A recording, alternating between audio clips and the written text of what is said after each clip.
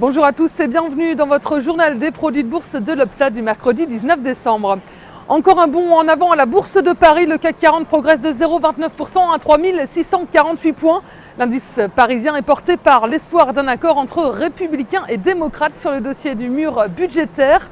Barack Obama aurait, semble-t-il, fait plusieurs concessions sur la question. D'abord, il aurait relevé le seuil de revenu annuel qui déclenchait une hausse des impôts chez les ménages les plus aisés.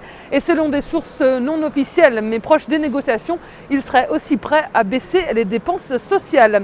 Autant de nouvelles encourageantes qui laissent penser qu'un compromis est possible pour la fin de l'année. Peu de publications majeures étaient attendues aujourd'hui, sauf aux États-Unis. L'amélioration de l'indice de confiance des constructeurs et des promoteurs immobiliers américains a également contribué à porter la tendance.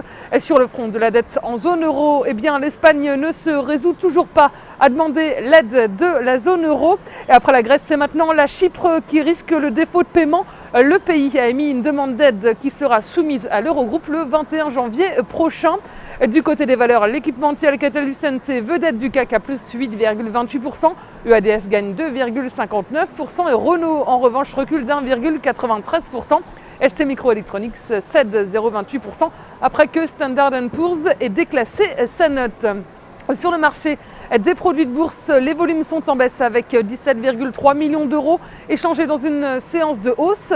Du côté de la répartition par type de produit, les certificats sont encore élevés à 87% des échanges. Les varants sont en légère hausse à 13%. Et concernant les transactions, les certificats représentent 70% du marché et les varants 30%. La répartition par sous-jacent nous indique que les indices sont en baisse avec 21% du marché. Les actions en revanche sont en forte hausse à 75%. La répartition des transactions sur les varants nous indique que les indices représentent 17% du marché.